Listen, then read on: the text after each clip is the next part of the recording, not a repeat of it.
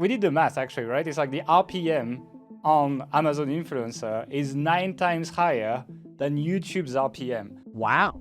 The first year I earned over $40,000 on this, completely as a side hustle. Out of the gate, all you really need is your phone. It doesn't have to be perfect. You don't need to have great video filming, video editing skills. I take myself back to 2017. I wasn't trying to build a brand. I was trying to make 4 figures online. But if they're not good enough, you're not gonna make as much money. If you get your videos reviewed and rejected 3 times, you're kicked out of the program. Forever? Forever, yeah.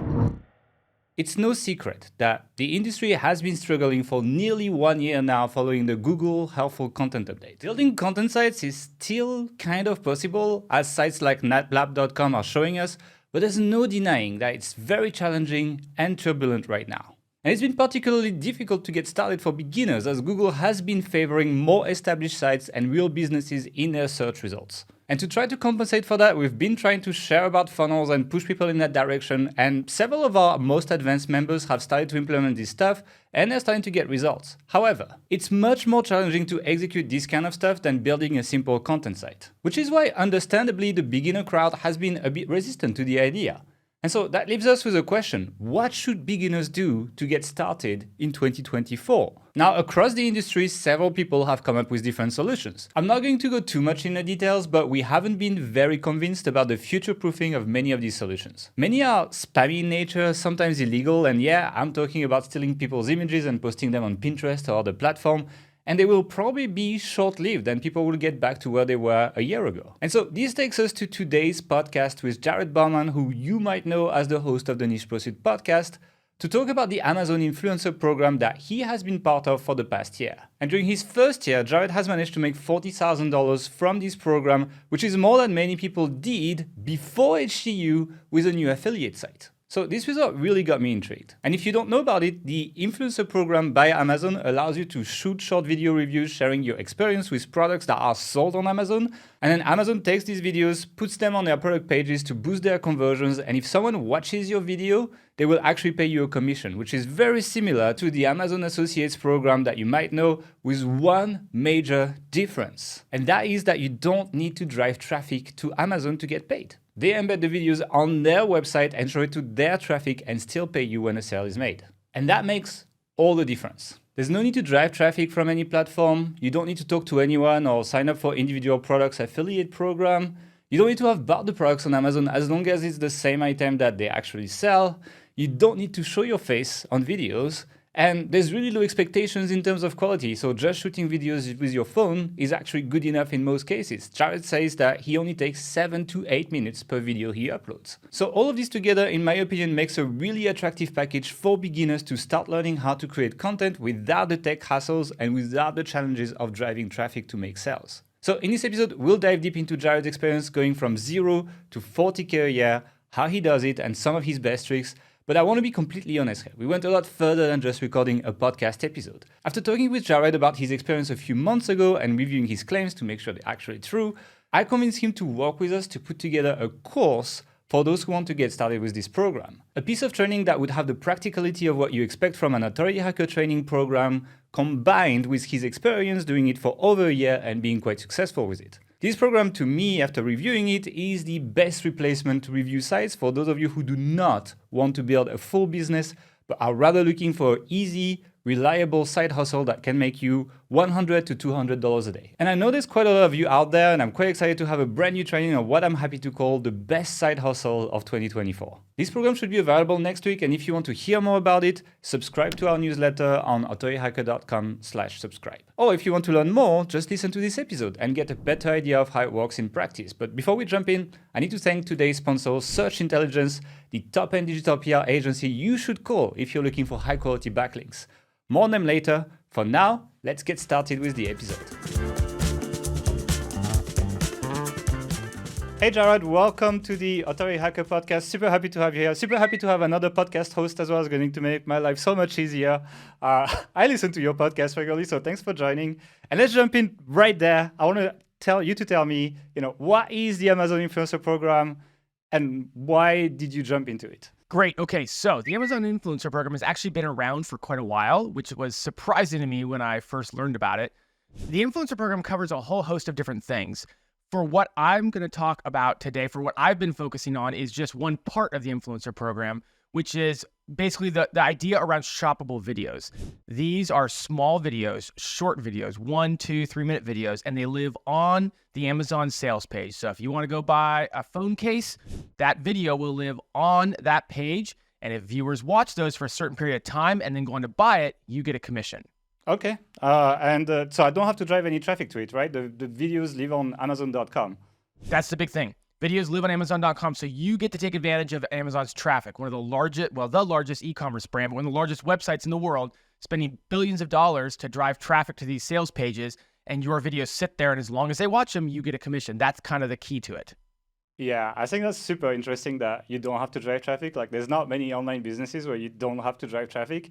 And I would argue that's probably the hardest thing to do when you start online businesses. It's not how to make a website, it's how to get people to actually go on it and consume the content. So it's pretty cool that Amazon basically shares their traffic and gives you a small percentage of the sales when you're making a sale. That's the most important thing to understand, especially in the last couple of years of traffic generation becoming so hard.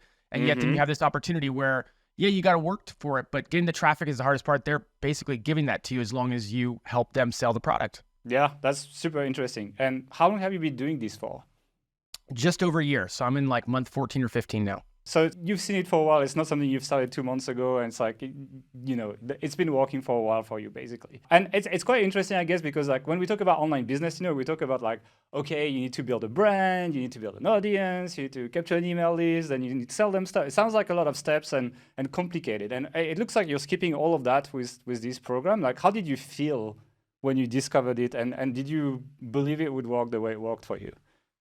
No, I mean, to your point, like it's the simplest thing to put together from A to Z compared to so many other aspects of online marketing. I mean, I run a marketing agency for a living, and when you're putting together these complex ad campaigns or these complex SEO strategies, email marketing through a variety of traffic sources, this is so much easier. This is really very basic. We can get into the steps, but it's so simple. Most of the time, from start to finish, each video takes me 3 to 5 to 8 minutes. That's it. That's start to finish. That's literally check the box and you're done and you move on. It's like it's shorter than what it takes me to get one video idea for Authority Hacker. And that's just the idea, right? Yeah. I could probably get 10 videos done in the time that it takes for you guys to edit one of your YouTube videos that are all edited and cut together nicely, Yeah, it's like that's the thing. It's like YouTube, like it's appealing to do YouTube, for example, but it's so difficult and almost like fully professionalized at this point if you want to get good reach. It's quite difficult. So yeah, it's pretty interesting. We're gonna dive into that. But before that, I want to talk a little bit about the results. People want to know like how well you've been doing. So like essentially, how much money have you made from this, and how many videos have you done that take about 7-8 minutes to make? Yeah. So I like at this point, like I said, I've been doing it for maybe 13, 14, 15 months now at this point. So I like to look back at the first year. The first year I earned over $40,000 on this completely as a side hustle. I ended up with about 1,200 videos live in the first year, but I front loaded that. So I ended up with about 1,000 videos live in the first 6 to 7 months. 1,000 videos. Each video takes me 3 to 8 minutes in total, which we went over. We can kind of do some of the math there, but basically not a lot of extra time per week. And then when you look at everything from the holiday sales periods to Amazon's promotional days they run, like Prime Day, to just the general flow, the seasonality of the different seasons of sales on Amazon, ended up earning over 40K in the first year. That's pretty good. And for how much time? Because you have like 1,000 videos, 3 to 8 minutes. Like how much time is that total per week or something like that? Just so that we get an idea of like, how long it would take for someone to run this as a side hustle, basically. Well, yeah, let me get my phone. I'm just going to get my calculator right here. Okay. 1,000 videos. Let's just say the high end. Let's say that, because I have a little bit of a photo, I have a photography background. So let's say that some of that translates to video. It's not necessarily a one-to-one, but let's say it takes you on the average like the 8 minute, the high part. So 1,000 videos, that's 8,000 minutes divided by 60 minutes in an hour. We got 133 hours. So 133 hours to get to 1,000 videos. That took me, let's say, 7 months. That's 19 hours a month. So that's 4.5 hours a week. So that fits the bill. It's about how much time I was spending on average per week. Some weeks I do more than others, but yeah, 4-5 hours a week. Okay, that's the side hustle area basically. Like to me, like side hustle is like something you do on Saturday afternoon. It's like I kind of like do what I have to do usually on Saturdays, and on Sunday I really have to rest because otherwise I just can't do the next week. So I feel like this is pretty good, and that's kind of like there's not many side hustles that can make 40 grand on their first year that you can do for 4 hours a week, a little bit over 4 hours a week, and get these results. So yeah, it's pretty interesting. Do you still record videos at this point? I do. I recorded 5 or 6 videos last week. Okay, so it's just something. And when you say 8 minutes per video, does that include the planning as well? Like that, like, do you have some? Because if I'm going to show 1,000 videos, you probably need 1,000 items. Like, how does that work? Yeah. The 3 to 8 minutes includes everything from getting the product off the shelf in your garage or, down out of the kitchen cabinet, getting the phone ready. Because, by the way, we'll talk about this. This is all done with your phone. You don't need fancy video equipment. Actually doing the recording. Many people will prepare a script. I have a fast way of doing a script. We can talk about that. I don't do a script anymore because at 1,200 videos, you kind of have the process down. There's no editing involved. When you're done, when you hit stop on the record button, you can upload straight from your phone. Or if you do a bunch, like let's say you do 10 videos in bulk, you could then push them to your desktop computer or your laptop and then upload them from there. Okay. One thing that people tend to brag about is like revenue. So like 40K. But did you have expenses in that? Like, did you actually spend money to get this done? Because I feel like this is online marketing, right? Everyone brags about making a ton of money, and nobody talks about like spending 80% of that money to actually make the business work. How did that go for you? Yeah, you're talking about all the e-commerce brands that do $1 million in sales and have $900 in. And they spend it all in ads anyway, so yeah. Well, I hate to it's if it's starting to sound too good to be true. I mean, this isn't going to help. Like, I had 0 expenses. My strategy, and this is one of many, so this is not the only strategy, and I would argue I probably left a lot of money on the table by doing this strategy, but this is the easiest one. My strategy is just to review everything I have in my house. I probably have more products than the average person, to be fair. Like, I kind of touch a lot of different things. I've got a lot of different gear from, being a podcast host and being an online marketer and photography and all this stuff. I got a lot of different stuff around the house, but I did all my own stuff. And when I ran out of items in my house, there's a lot of other strategies to take advantage of, like, hey, pop by the neighbor's house, your parents' house. But I think what we've settled into, and that's why you asked me, like, why did I do 5 to 6 videos last week? Well, because we ordered 5 to 6 items from Amazon that week. That's why. And so over time, you'll also just develop into a rhythm of seeing things that maybe you didn't have when you first started the program, but you'll continually get a stock of items to review. So again, there's other strategies, by the way. You can strategically buy stuff because you see a gap in the market. You see no influencer videos, or you see bad influencer videos, and you see a good opportunity there. But the strategy I used is just review what I had or what I had access to. Okay. So I guess there's like some further optimization to go compared to what you've done mostly, and then you could take it a little bit further, basically. Another thing that I wanted to know about is, like, there are kind of like side hustles or platforms where you post and you make money, and then you stop posting, and then everything just crashes overnight and you just make no money anymore. Is that like that, or is it more like SEO, where it's kind of like, I call it gliding, it's like, you still kind of like, you're still ranking, but you slowly go down as it goes. Like, how does revenue go if I stop posting for like a month, for example? It does not drop much. I would say that revenue fluctuates a lot more based on Amazon's changes, because they will move things around. You could suggest they're testing different things. You could suggest that at different times of year, they move these, what we call video carousels, into different places. That has a bigger fluctuation on your revenue than not making new videos. Let's see. So just a quick, I won't go through the whole timeline because we can talk about that later if you want, but let's go through the timeline. Actually, let's just do it now. You want to just do it now? Yeah, let's do it now. All right, let's cut into it. So I got accepted to the program at the end of May in 2023. So, whatever that is, 14 months ago at time of recording, but whenever you're listening to it, could be a little bit longer. And I got 100 videos done in the first week. Now, that's probably abnormal, I've come to realize, and that's fine. But what it did was, whether you get 10 videos done in the first week, 100 videos done in the first week, I was earning money on day 3. And that's really cool. It's hard to, like, and again, I've like built websites, I've sold websites for 5 figures, I've run 6-figure websites. So I've made money online, and it's hard to describe what it's like to start a new project and make money on day 3. It's hard, like the motivation you get. So if you're maybe come from the blogging world where you're waiting 6 months before you even start to see, traffic, let alone earnings, like, this is so different. And it's hard to underscore the dopamine effects of earning money pretty much right away. I made just over $1,000 in my first month.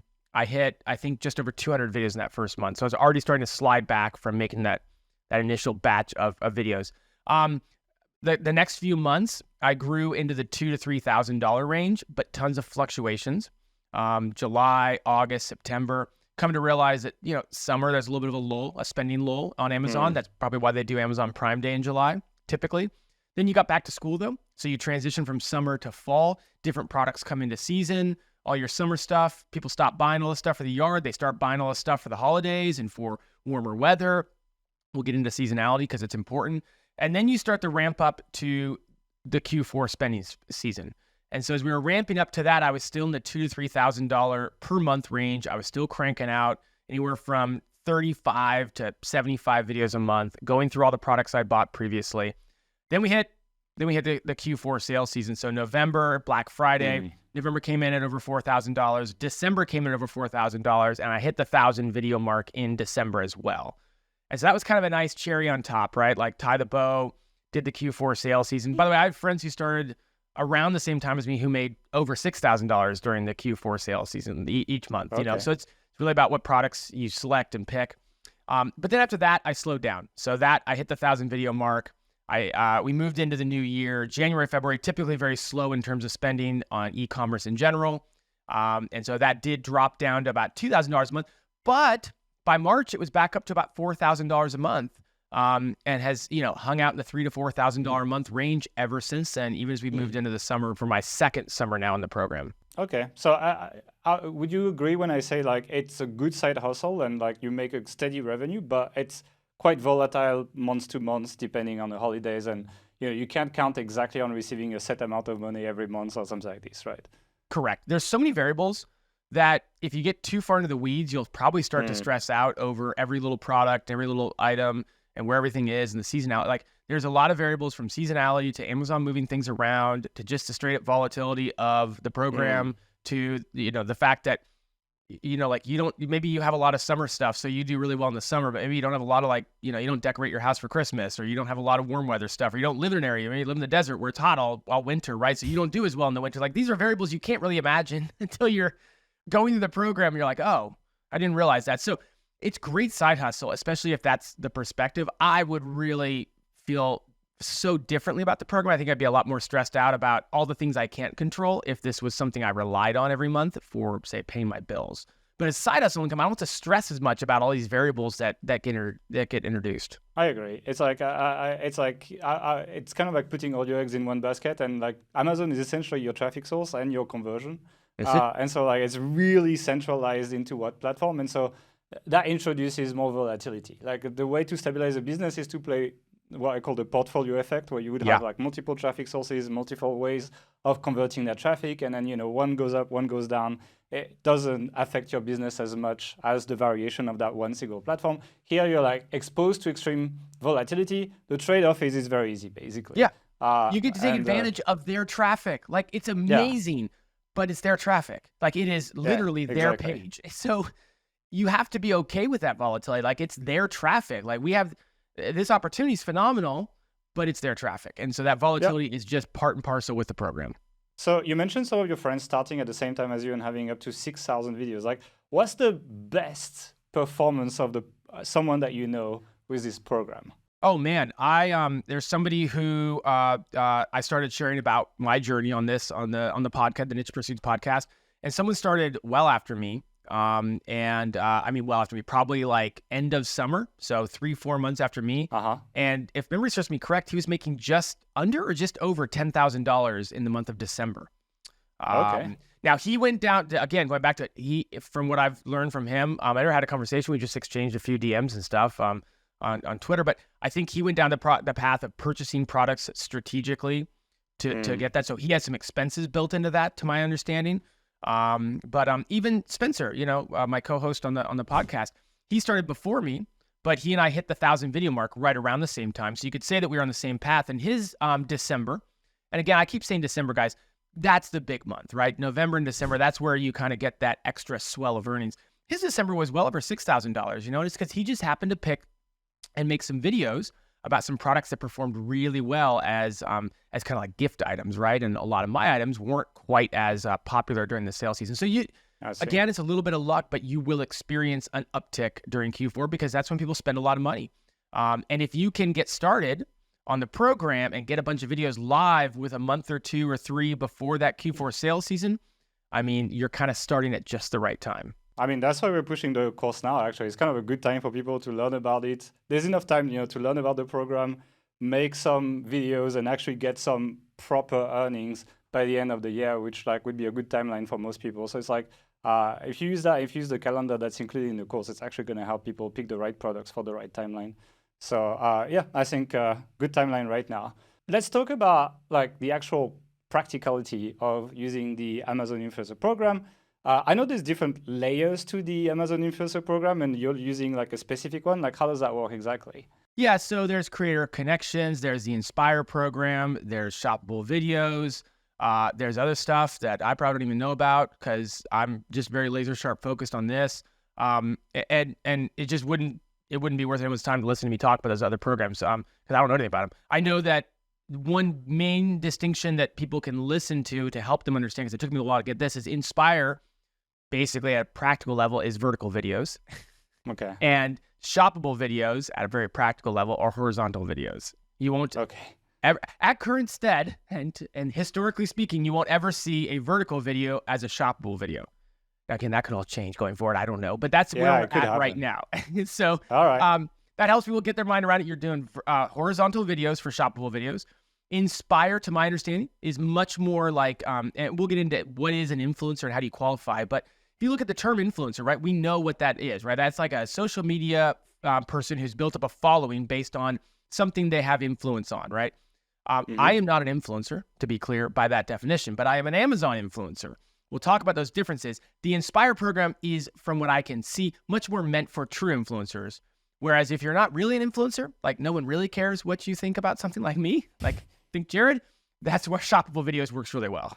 Okay, yeah, I mean, that was my next question. Do they accept anyone? Because it's called Amazon Influencer Program. So yeah, I'm not an influencer. Or even my personal accounts, it's I don't really, I wouldn't call myself an influencer, at least in a personal level on the shoppable items thing.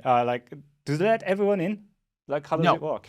Yeah, they don't let everyone in. They have an acceptance criteria. This is what will trip a lot of people up, although I encourage people not to get tripped up by it because it might sound difficult at first. It's not. It just takes a plan and takes executing if you don't have a qualifying account. So let's go through the qualifying accounts as of now, and this has been the case since I was looking into the program over a year ago.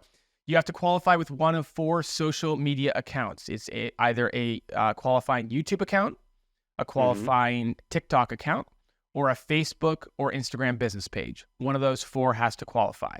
Now, what does it take to qualify? Good question. They haven't told us. However, based on all the information, based on enough Facebook groups and all that, it's you need to have, we'll call it a couple thousand followers, but the most important metric is those followers plus good engagement. Okay. I don't know how they're able to see engagement, but they are able to see engagement. So you can't just drive a bunch of fake bots to follow your TikTok account and call it a day. There has to be engagement on, say, your videos. And so it's the combination of those. But the great thing is you can apply every day. It's an automated process. No one's reviewing your application, and they'll either tell you right there that day you were accepted or you were not, and you can go back and try the next day. And so for a lot of people, the challenge is to get that qualifying account, but it's really not as hard as it sounds, And how long does it take for them to review your account and tell you if you're accepted in or not? Is it a short? Oh, okay. So you can just you can just do a little bit more social and just come back the next day and do that. Okay. That's really interesting because after checking the course, actually one of our team members, John, you know him, has actually, he wants to do this basically. And so that was his challenge. It was getting a social account approved, right? And he started to just buy ads on TikTok and he bought $10 and he got a lot of engagement and quite a bit of followers. And it's I don't think he quite made it. I think he's going to spend $50 to $60 or something like this to kind of get to that point. But it looks like it doesn't take a lot of effort basically. His trick was to post videos of his cats or something like that, and then people just liked it like crazy. He would just boost it a little bit with ad revenue, but it's really cheap on TikTok, And then yeah, like I'm pretty sure he's gonna get in at this point. Like it's not super hard basically. And I'd encourage, this isn't like, I haven't ever heard of anybody getting kicked out for getting a social account and then like not posting to it. I'm lucky in that the one I qualified with is one that is a YouTube account that I run for one of my websites. So it's still getting new content. It still gets engagement. I didn't have to do any of that stuff. I would just say, like, if you want to be very safe, keep posting to whatever account. If you're starting a new account, like keep it live, keep it active. Because as the influencer program grows, you know, we don't know. They might start to, you know, go out and look at those. They might not, but just that's one thing to consider is like in the vein of being an influencer. And they do want you to be an influencer. Like they want you to drive some traffic too. That is the intent of the program. So consider keeping it live, keeping pushing all that kind of stuff on it once you get it live, you know. So John can just post a cat video every week, you know, and hope that he keeps can do that. Yeah. His And cat he, keeps if he getting has in a front cat, he of the can probably camera handle that. on calls. Yeah. It's like, but like all I want to say is like it doesn't seem like to be extremely difficult. No, it's and not. the fact that you can try every day, it's like, you know, you can basically fail and keep trying. And if you use a little bit of ad spend, I think it can go quite fast actually. And that's agree. what I would do. You probably make your money fast. So after that, once you applied, you can't yet do the shopping videos, right? Like what happens after that? Yeah, so it's a good point. There's a second step to get shoppable videos. So at that point, you have a storefront, as they call it. They give you a unique URL, and it's your storefront, and you can start creating a variety of things. They call them idea lists. You can actually do photos, which you would think I would be doing photos because I was a professional photographer, but they don't seem to convert very well. Videos are where it's at, and it's shoppable videos. There's a difference between getting your videos placed on site versus in your storefront. Your storefront would be just fine if you had 100,000 eager followers that wanted to buy whatever you recommended, because then you could just send them to your storefront. That would be off-site traffic, right? So it's traffic you referred from off Amazon to your storefront to convert. You qualify, and you can start doing that now.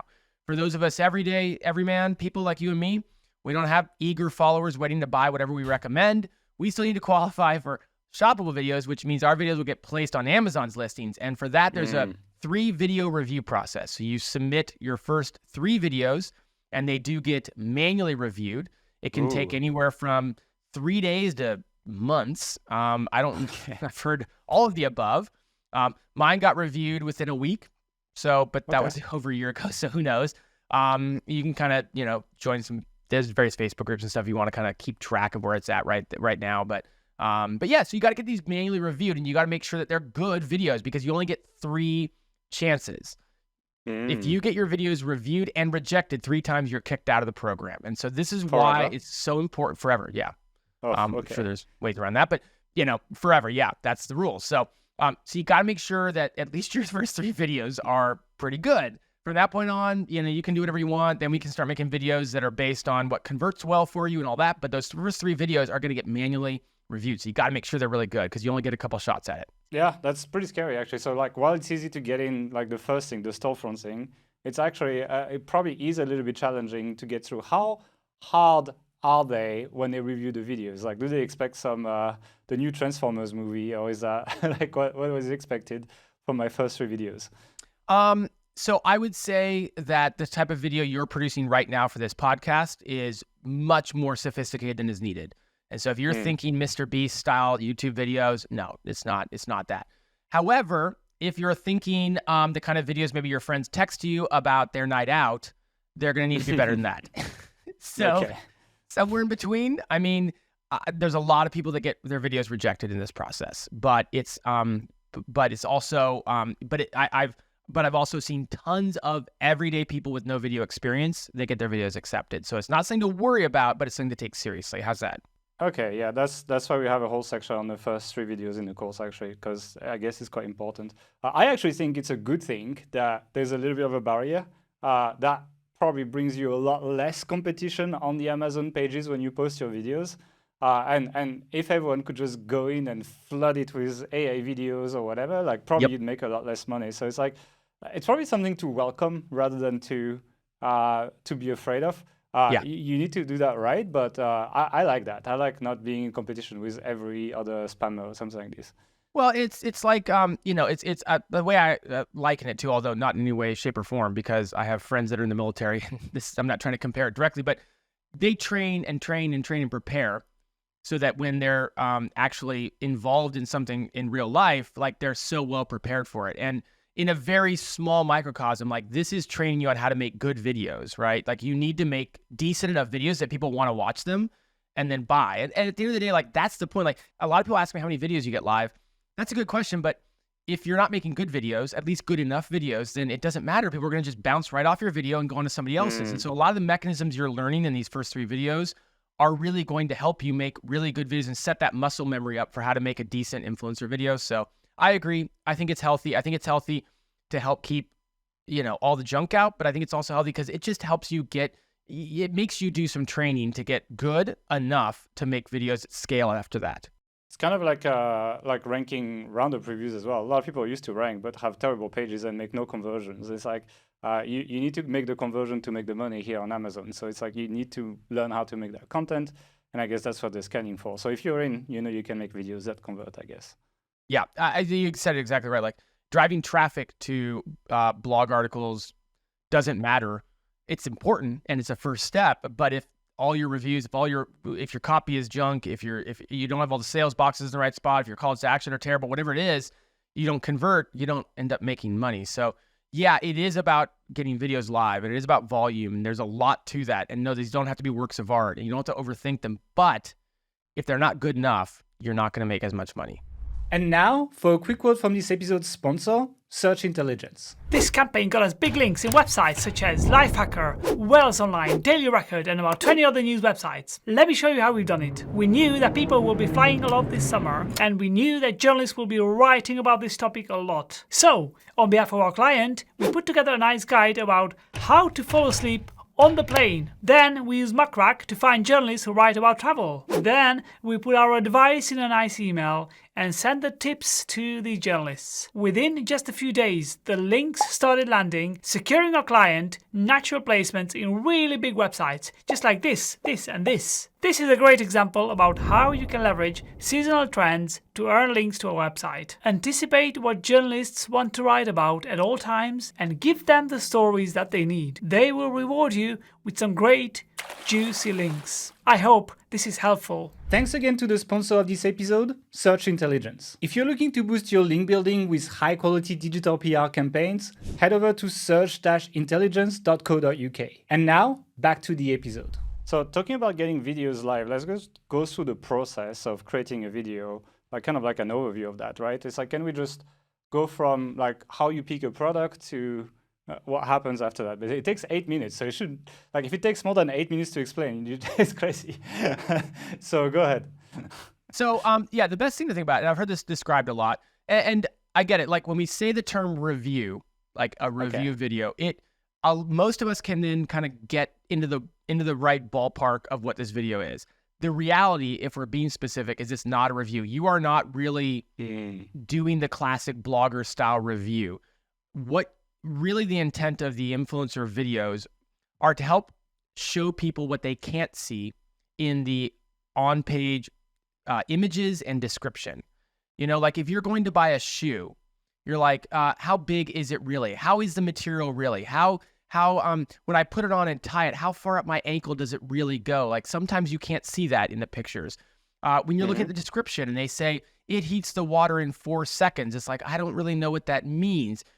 You're looking at the picture of the tea kettle, the water kettle, and you're like, it looks normal size, but how would that look next to my microwave? And so the intent of the program and the videos you're making is not so much to just go through all the stuff that's already on the landing page. Like you don't need to tell them that it can heat to 1600 watts of power and blah, blah, blah. You can mention that if you want, but what people really want to see is how big it is, how it's used, how to set it up, how to use it in action. How hard is it? Is it difficult?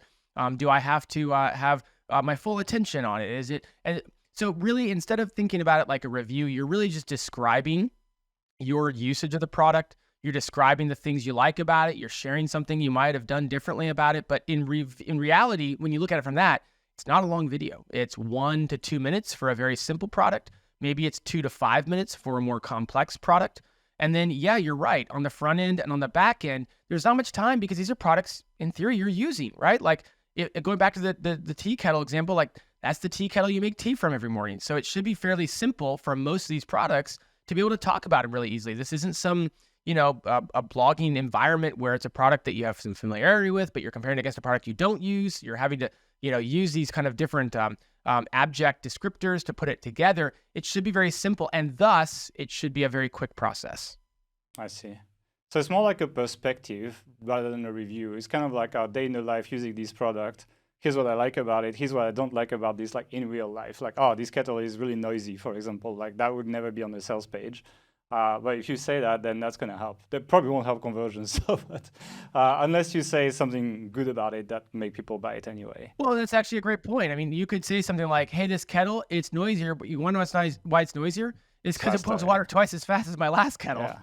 And so, Exactly. I kind of like that. And, so you could say stuff like that. And that's funny you mentioned that, because my new tea kettle actually boils water about twice as fast, and it does make a little more noise. It's like, it is a little noisier, but it's not that noisy, and it's awesome because it goes really fast. Like, these are exactly the types of things you can talk about. I was going to say, like, this is basically what you would say on your video, right? Yeah, it's, exactly.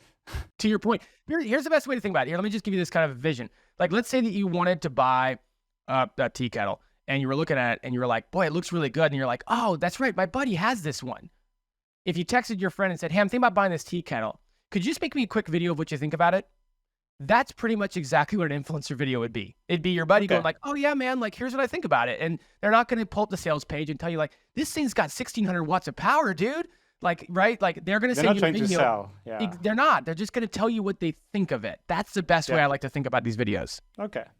I see. One thing as well is like, I know a lot of people in our audience don't want to show their face. Like, they just don't want their face on video for some. It feels like it's a generational thing. Like, I feel like kids don't care at all.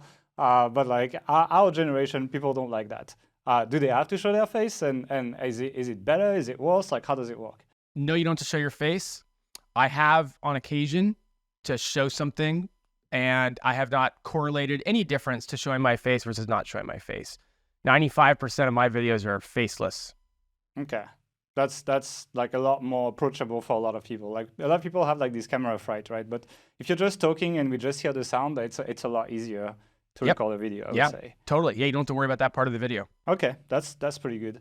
Talking about video setup, you said that you use your phone. Like, is that all you use to record videos? Out of the gate, all you really need is your phone. That's it. You can hold the phone with one hand, demo the product with the other hand.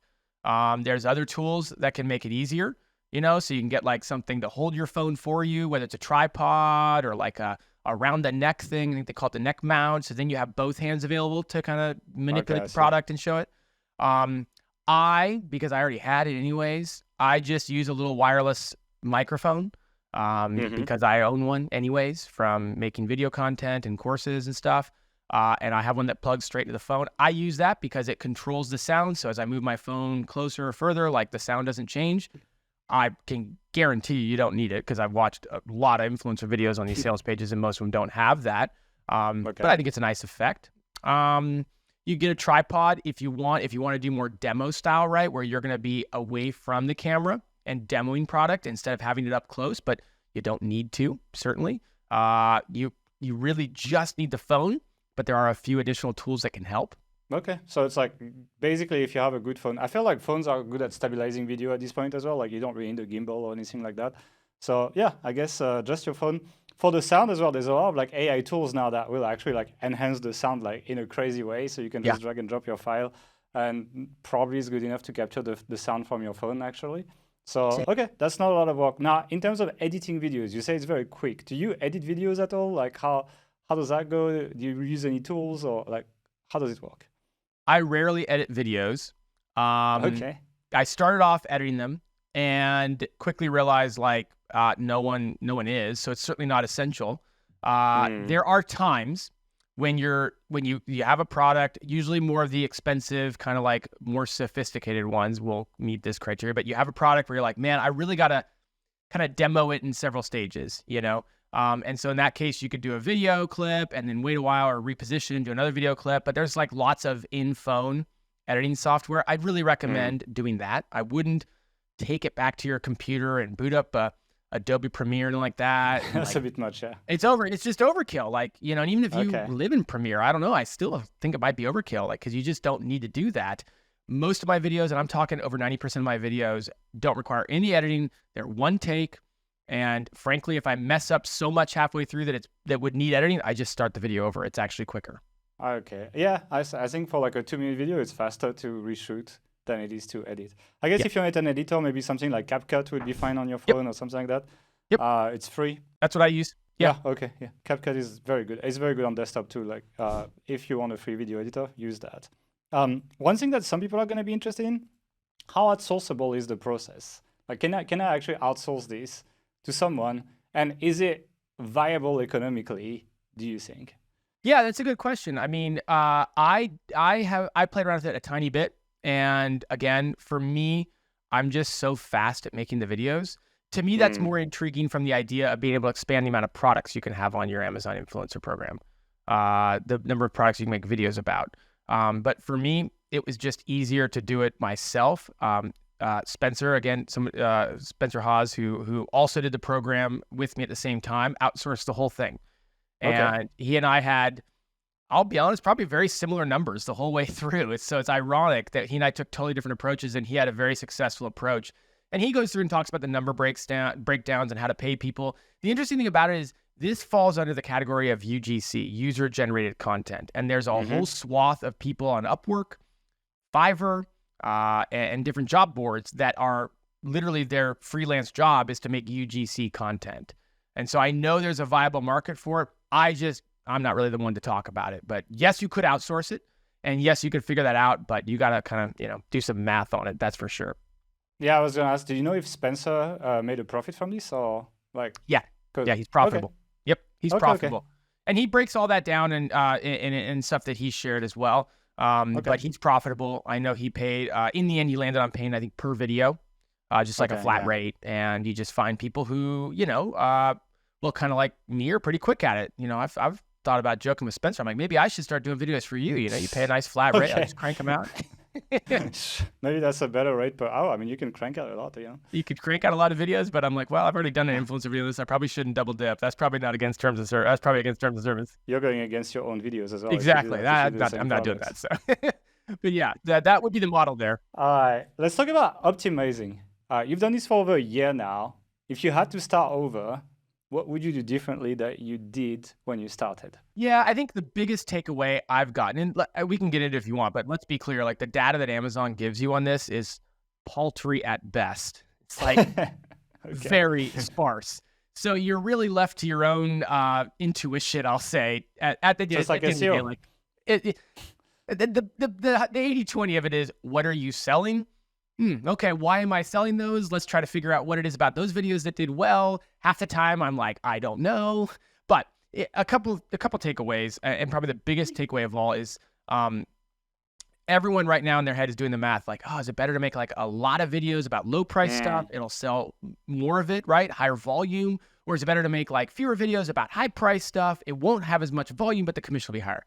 I have found the latter. I have found that if I could make more videos about the higher price stuff, and a lot of that's just because when people make that buying decision, they want your video content. So they're more likely to watch your video because it helps them make a decision about an expensive product.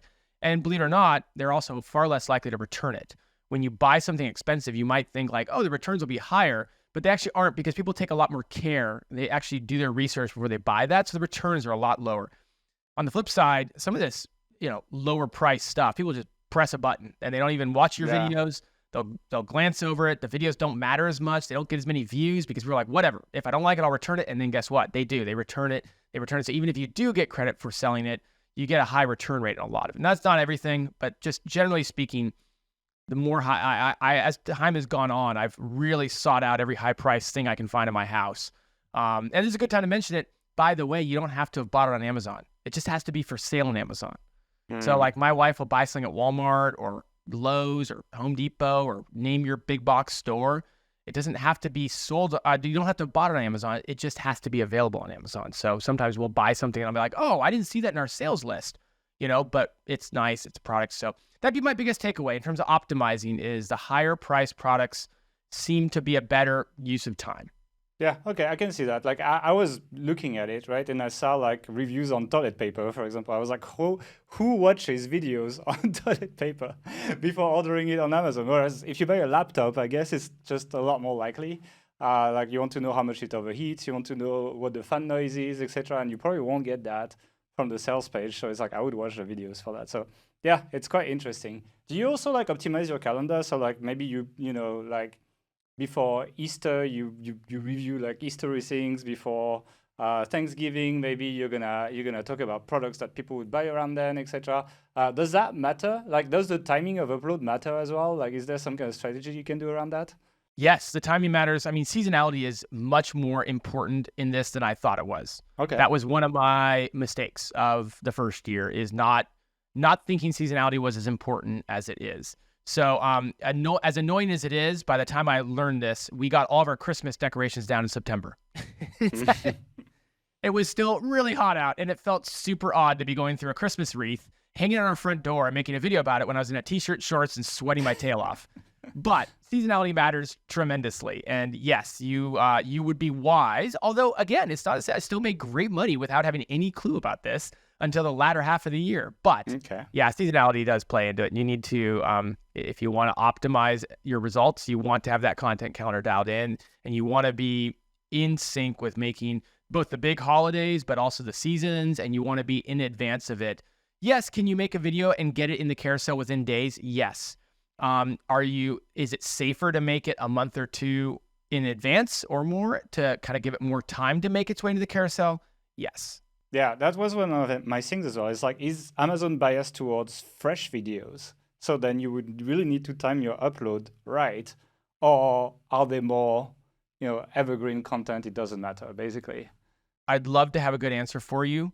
And you know that I have a data background, so as much as I can look at the data on this, I do, and I can't give you an answer. I don't know. Okay. I will say that getting a video in the carousel is harder than keeping it in the carousel. So what I mean is I found over time that once your video makes it in the carousel, it's not there forever. But it usually doesn't go in and out. It usually, once it makes it in, it'll usually stay in for a good run. And so it's about getting in the carousel, which to me is why I would rather be a little bit more front-loaded than trying to get stuff in on the backside. It does happen, by the way. My story I've told quite a bit, I'll tell it right here, is that in December, I earned over $4,000, right? And that was my biggest month on the program. And the bulk of that, I would say, I don't know, maybe a quarter of that income came from one product review video I made. I made it the month earlier, in the middle of November, while I was at a 201 creative company retreat. That's my marketing agency, at a company retreat in a cabin in Lake Tahoe.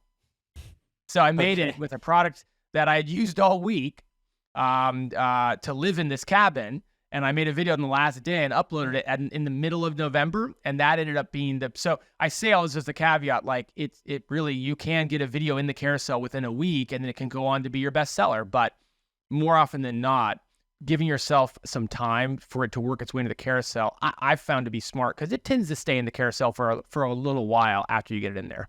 Okay. So like you want to be there like maybe 2-3 months before whatever holiday you're targeting, basically. Okay, makes sense. So it's like, I guess you can make an optimized calendar around that. So we have the calendar actually in the course, but like it actually makes a difference. How economically viable is it to buy items to review them? I haven't done it. There's plugins, Chrome extensions, different tools that help you identify gaps that are available. You're looking for products that convert well, which we can use Amazon's bestseller ranking to determine. Because you want a highly converting product that people are already buying with or without your video. Then you want a product that has an opening, basically, like that we can see there's room for more Amazon influencer videos. Now, that doesn't mean that if you make a video about something that already has a stacked carousel, it's already got a ton of videos, it doesn't mean your video can't make it in there. But, we're all about optimizations, and we're all about going after gaps. And so the gap would be as if there's maybe 1 or 2 videos, but not a full carousel worth of videos. So yes, there is a way. There's plenty of people that I know. I don't do it myself because it takes more time to go through. It's not follow-week anymore after that, yeah. Yeah, then your time, right? And I talk about this a lot. Like the ROI for me is what makes this program the most amazing, is return on investment. And so there's 2 factors that go into that. There's how much money you make and how much time you invest. And I don't have to invest any money in the program because I'm not buying products to make videos about. and I've optimized my time to where I'm just quickly making videos. So if you're going to go that route, you have to both buy product and invest time. And so your return has to adjust accordingly. That's why I haven't done it. Doesn't mean it's not a good strategy. As a matter of fact, a lot of people that I know are doing that strategy, but those are some of the things you have to look for to find products that would be a good opportunity to buy in anticipation of making the video on. Now, here's a second thing that I'll share with people. And this is very much in the vein of side hustle. You might not want to go that route, but let's say you need a new, ceiling fan. Okay. Well, maybe part of your decision on which ceiling fan to buy that you were already going to buy anyways is by doing some of this competitive research to figure out which one has the biggest gap in the marketplace that also meets your criteria, right? And that's where I know a lot of people do a little bit more work. Like, I have to buy that ceiling fan anyways for my house. Why don't I buy one of the 10 that I'm looking at that meets some criteria where I might be able to get in the influencer spot too? Okay, I can see that. And you know what I can see? It's like, let's say you want to buy that ceiling fan. I would buy 3, review all 3, and return 2 or something. And it's like, if you just buy items and return them, they will ban you eventually. Like, they don't like that. But if you keep one of the items that is the same product category, etc., like, that's pretty normal shopping behavior at that time. And it's like, I feel like you could get a lot more bang for your buck for every purchase you make, right? That's exactly right. Yeah, and it is very normal. Like, my wife, when we're like getting a new rug, she'll buy a couple, and she won't buy 20. And maybe you can, I don't know. She'll like narrow it down, right? And then we'll get like 2 or 3. Sure, we'll look at all of them, and it's like, we'll keep one. So, yep, you're exactly right. Yeah. I also heard of people getting items for free through this program to review them. Do you know about that? Yeah, that is typically done through what's called their Creator Connections program, where they have different brands that are looking to get influencers to create videos for them. So they're actually almost inside of this Creator Connections creating campaigns where they're looking for influencers. Now, most of them are not offering free product at this point. There was a time period before I got on that, brands were throwing product at people, but I think as the program has expanded, they found there's probably enough people that either already own it or willing to buy it or that kind of thing. But I have a lot of people who have success with reaching out to brands proactively. I feel like you guys have done a podcast on how to link build and how to do outreach. I feel like it's very similar to what I've heard you guys talk about, ironically. Not quite as cumbersome, but you're kind of reaching out to brands and looking to get product. Obviously, at some point, the brands might reach out to you if you get to a certain place. I will say, I haven't bothered doing it. Here's why. It's because I'm not actually much of an influencer. I think the brands would rather send someone product who's going to make an influencer video, but also post it on their socials that also get lots of engagement. And since I'm not, incredibly popular on social media, I haven't bothered because I think the brand really wants to work more with people. But you can always find brands that are willing to do it, no matter what. That is what I will say. But it's harder if you're not truly a social media influencer. Yeah, you need to get I kind of like see 2 ways to run this. It's like, either you maximize your profit for as little time as possible, and you aim to make like 3 to 7K a month or something like this, or you really go all in and then you do all these things, and potentially you could make a lot more money, but then that becomes your full-time gig, and you're exposed to that volatility that we talked to earlier, because if Amazon changes the way they display videos, etc., that could be a lot more dramatic if you're spending so much more time on it. 4 hours a week, like you can recover if they change things a bit. But if you make it your main thing, then I would say that would not be my preferred route on this right now. So I agree 100%. Couldn't agree more. Like, you can either go the route I've gone, which is about optimizing your time. The ROI is all about your time and dollars out, and you're trying to maximize the return for as little amount of time. That's the true side hustle vein, right? Like, we're just doing this on nights and weekends. We're just trying to do this instead. But I mean, look at a different strategy to your point. Like, you just had Sammy Ellard King on the podcast a little while ago. And so Sammy would be great on the influencer program. He's got a really substantial Instagram following, and he's built a business out of that Instagram following. And he can also do the influencer program with that at the same time. And he could promote financial products and financial things to his audience along with, so the influencer program for him would buttress nicely up against a business model he's using social media for. So to your point, you can grow this, but you'd want to have multiple irons in the fire. So you're not just on platform risk with Amazon. Yeah, you don't make this the center of your business. It's always a side income, basically. I agree. Do you think this is ever going to get oversaturated? Oh, yeah, 100%. Yeah, I do think long term. Now, I say that, and do I think it's going to happen tomorrow? No. I think long-term, all these things change. And so I think over time, this program, like so many other things, will mature.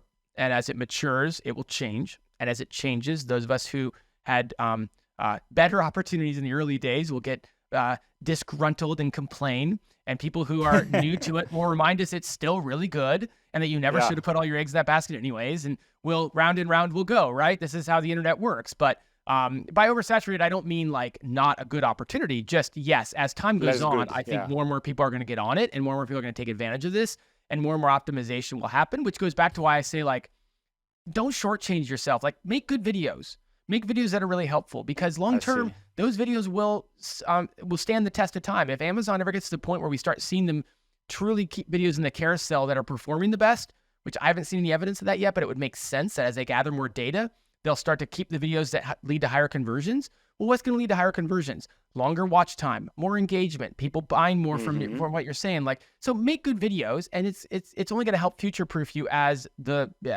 as this program matures over time. Yeah, I agree. It's like, all new platforms tend to offer an outsized opportunity compared to the amount of resources you have to put in, right? It's like, that's how they attract people. They pay better than other opportunities. They bring people in. That makes the whole thing work for them. They have enough videos to show, etc. When essentially it's supply and demand, right? Then when is the supply matches the demand, that's when the incentives start to decrease, basically. And then eventually, if there's more supply than demand, then incentives decrease further. So it's really like a balancing act from these platforms on how much they pay. We're kind of in the honeymoon period of this, I would say, right now, probably. Where it's like they pay a lot for, very easy to do videos. Like we did the math, actually, right? It's like the RPM on Amazon Influencer is 9 times higher than YouTube's RPM. Now, provided you can get a lot more views on YouTube, right? It's like, so it's like it balances out. But like also, it's so much easier to make one of these videos than make a YouTube video, right? I make YouTube videos, by the way. I have a YouTube channel, and I've made like 18 YouTube videos and like 1,200 influencer videos. So if you want a side by side, I couldn't agree more. Exactly. And which one took more time? That's the question. Probably the 18 YouTube videos.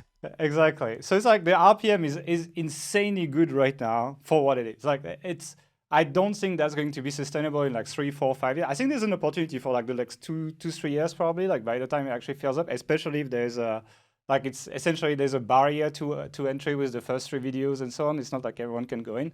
But yeah, I think eventually it will level off a little bit, or potentially it will just be harder to get your videos in the pages, and that kind of reduces your earning per video and levels things off, basically. Yeah, I agree 100%. But the new opportunities will come up with that. For example, exactly. Walmart has one of these, for the record, and as you said, the opportunities are not as good right now. But who's to say that maybe as Amazon's opportunities change, Walmart's won't change too? Yeah. Like there's other e-commerce brands. So, could this get saturated? More than likely. Will other opportunities come as a result of that? Yeah, more than likely. So, Not only that, but I feel like you're picking up skills that can help you with other areas of your online marketing career here. So it's like, if it's a 2 to 3 year opportunity to like learn how to do videos and get paid the most out of any platform, like it's a really, really good learning experience while actually paying for most expenses, making some money, etc. And then you talked about Samuel L. King, right? Who does these short videos on Instagram, builds an email list from them, and then just runs them through sales funnels. Essentially, you could evolve what you're doing to that. Like you could become a short video or even a full YouTuber eventually, as you're learning how to make better and better videos. You learn how to present on camera. You get feedback on which videos worked well, and then you learn. It's like, I feel like while there's a limited opportunity here, there's a lifetime opportunity to learn something and get paid for it, basically. And that's pretty cool. And as you start to mature in the influencer program and start to run out of videos, like let's say you're down to the point where you're just making videos about things you've purchased. Remember, I talked about there's a whole marketplace for UGC content creators. And so you can go on Upwork and you can start taking these skills you've honed, where you now have made hundreds of videos and you've got the process, you've got the lighting, and you've got the sound, and you've got the camera set, you got it all done. It's all dialed and you're ready to go. Like, then you could also start freelancing that for other brands. Like there are lots of brands looking to, so there's so many opportunities that come as a result of these skill sets you create. Yeah, and I guess the UGC market is pretty big as well. So yeah, it's like there's going to be lots of demand. Okay, so when we talked off camera, you told me like a lot of people ask you about this, etc. Like, what kind of profile should be looking into starting this? Like, what kind of people should do this, and what kind of people should not do this, and would be better off doing something else? Yeah, so I would say that the perfect type of avatar is someone who has a few hours a week, someone who doesn't overthink things, and someone who is really comfortable just talking about something, about a product. It doesn't have to be Picasso. It doesn't have to be Shakespeare. It doesn't have to be Dickens. It doesn't have to be perfect. You don't need to have great video editing, video filming, video editing skills, but you need to be able to talk about something in a way that makes sense, and someone who has a couple hours a week. And if you're saying like, wow, that's a pretty wide range of people. Yeah, I mean, I talk about this with my neighbors and all the people who have 9 to 5s, are really like, this is interesting. I could do this maybe on like a Tuesday night. All the stay-at-home moms are like, I dropped the kids off at school. I could do this. A lot of people who are doing online marketing and are looking for a new area to go into to kind of flatten some of the volatility that they're experiencing. Their ears perk up. I know what you're talking about right now, like Google updates, right? Yeah, Google updates. Let's just cut to the chase. I started this. Ultimately, yes, it's a side hustle, and yes, I share about side hustles a lot in my email newsletter on Weekend Growth, and we talk about the podcast as well. So I have other reasons, but honestly, May 2023, we were staring at AI in the face and didn't know what it was going to be doing. ChatGPT was 6 months old, and we really didn't know where blogging was going. Little did we know it was actually Google we should be the most worried about, not AI, ironically. But, ultimately it was a hedge. It was a fun hedge. It was a hedge I knew that I could do, and I could just see it through. But it was a hedge. So for you online marketers, it's a good avatar as a hedge. But it's more than just a hedge for online marketers. It's really interesting as I talk to people in my community that have no online marketing experience, and their ears perk up consistently. So I agree. I feel like it's more, I put this more on the beginner side. Like, I really feel like the people who wanted to build like a quick blog and make like 3 to 7 grand a month type thing, like, do this. It's just like, it's the best opportunity right now for you. You need to make video, okay, but you don't need to show your face. You can use your phone. You don't really need to edit. It's pretty simple, and you probably have enough items at home to try it out and see if it works for you. Basically, like it's not really complicated. Now, for the more pro people who listen, like people who can run sales funnels, people who can learn paid traffic, people who could launch an e-com store, people who like can build a real business, etc. I would say it's probably not for you, in my opinion. I feel like it's like for these people, there's a bit of a ceiling on this. I feel like it feels like the most people, you talked about these guys who makes like 10K a month or something. Is it? Like I haven't heard of someone making 100K a month from this. And I don't probably think is, but no, I don't know anyone. Yeah, and I think it's like it might happen. Like there might be like 5 people who do that, but it's like it's not necessarily like that huge business growth that you're expecting. It's that little side hustle thing, like what people started blogs for on the side, but not really making it a real business. Like that's, in my opinion, the kind of people who should consider this, because it's a lot easier than ranking a blog on Google at this point. Yeah, the majority, if we look back historically at like a lot of the audience that you guys, when I first started listening to Authority Hacker, probably all the way back to like 2017 when I was starting a blog. I know, that's how long I've been listening to you guys. And you guys helped me figure out how to start a blog, like a website, right? I wasn't thinking about brand building when I was starting that. I take myself back to 2017. I wasn't trying to build a brand. I was trying to make 4 figures online. Like I was trying to start a website, and that's the kind of person that this is perfect to. If you got all those skill sets and you're talking about how to start 5 and 6 figure projects, this probably isn't going to be worth your time. But most people aren't starting to 5 or 6 figure projects. They're trying to start a 3 and 4 figure project. I agree. And it's like, again, it builds up these skills that will eventually lead you to have the skills to start considering doing these bigger projects. But like it builds experience in a fun way that can make money quickly. What I really like about this is the speed, right? You mentioned you make money like 3 days after. And it's like, last time I started a content site, it took like 8 months to start making money or something. So, and everyone's talking about this lately, right? Because, we're talking about the helpful content update and all that. But like the difference, just to be clear, because again, 2017, I sat down after coming home from my day, I ran the company at the time, but my day job, and I'd write a blog post about something, right? And the difference between writing a blog post and making sure all the headers are optimized and all the internal link anchor text is optimized. All the rules. All the rules. And there are rules here, by the way. There are rules. but they're so different. There are rules you need to pay attention to, but they're not those types of rules. They're not constricting. They're not restricting. They're not squeezing the enjoyment out of it. This is like, instead of writing that blog post, and not to say that's wrong, but just for those of you who feel a little bit overwhelmed by that, this is like, oh, this is the coffee cup that I use every day. You're telling me I just got to press record and say something coherent about it? That's what we're talking about. It's so much more freeing for so many people. Yeah, it's more authentic, basically. Okay, that's pretty much it. Is there anything that I should have asked you that I did not ask you, and that you would have asked if you ran this on the Niche Process podcast? Yeah, it's true. We were talking before we hit record about some of the differences in how we do podcasting. They're subtle, by the way, but no, this was great. I mean, I think that we covered the high level of it, and I think that's what's important. Yeah. However, the devil's in the details because of our conversation from earlier, return on investment, ROI. The real key to this is that you're maximizing your time. The biggest mistake I see people making, and I talk to a lot of people, we just end up having conversations about it, is that for whatever reason, and there's like 10 different reasons as we get into the details, but for whatever reason, they're taking way too long on the videos, and therefore they're just not making very much money from an ROI standpoint. And so that's where this goes from being, is this too good to be true? It sounds amazing, to, oh, that's where you really make your money. You really make your money by optimizing the process, getting a really good process in place, so you're actually making conversion-focused videos in 3 to 8 minutes each. You have to do that. I just was going to say, that's where the course comes in, right? Because if you end up spending like half an hour per video, then obviously you're making 3 times less money per hour. And so like the course that's coming out is basically your process, what you use and how you create the videos, like over the shoulder, showing you recording videos and stuff. I saw all the footage. That was pretty fun. And that's pretty much the key to this, because if you cut the earnings, if you divide it by 3, like it's okay money, but it's not great. It's all about building that process, basically. And that's what I liked about your approach in general. It's like you're not necessarily maximizing the revenue, but you're maximizing the revenue per hour spent and per dollar spent, basically, which is what allows it to be a pretty high-paying side gig for you, basically. It's not uncommon for me to get a message from someone saying, I really think I'm going to get accepted this time around with my 3 videos. I spent all day on them.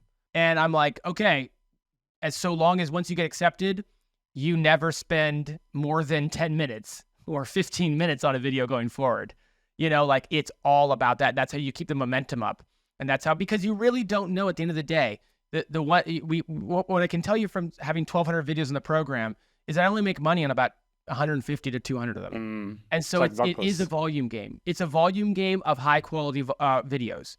You can't short circuit high quality convertible videos, converting videos. You can't just say, buy this product, because then people aren't going to watch your video long enough for you to get the credit for it. But you also can't make junk, because then people don't stay around. You have to make good videos, but it's a volume game. And so that's where the devil's in the details, right? We talked about this. It's easy. It's fun. You got all this stuff in your house already. But the reality is if you're not playing the volume game, you won't have enough videos in to just play the Russian roulette game of which ones are going to make it and make all your money. And then that's where you make your money. So yeah, but with a process, it is 3, 4, 5, 8 minutes. With a process, you can just push forward, get videos live, and because you're doing them in the right way, people are going to watch them, and they're going to buy stuff, because Amazon is the best converting e-commerce platform in the entire world. And that's at the end of the day why this is so special. Yeah, I was in a mastermind last weekend in London, and it's like big e-commerce guys don't buy PPC traffic to their store anymore. They buy PPC traffic to Amazon directly because it makes them more money in the end. So that gives an idea of like how crazy conversions are on Amazon, actually. There you have it. All right. Well, Jared, thanks for joining in the podcast. If you guys want to hear more about the course and when we're launching it, there will be a link in the description, whether you're in audio podcast or the video podcast. So watch out for our email. I think it's coming like a week after the podcast, but we'll let you know. And Jared, thanks for joining in. Yeah, it was a pleasure. It was an honor. Like I said, listened to you guys for a good number of years. You guys have been so helpful for me. Happy to be on here and talk about this. All right, so this was my interview with Jared Bauman. I'm personally excited for the Amazon Influencer Program, and I can tell you for a fact that after going through the training that we co-developed with him, we have 2 team members, Matt and John, that are already jumping onto the bandwagon and starting to upload their own review videos to Amazon because of how easy it is to generate a decent side income with little time and effort on your end. So if you're interested in learning more about the upcoming course, it's coming out next week. So sign up for our email list. authorityhacker.com/subscribe is where you can do that. And if you enjoyed this episode, don't forget to subscribe, like, and we'll see you in 2 weeks for another one.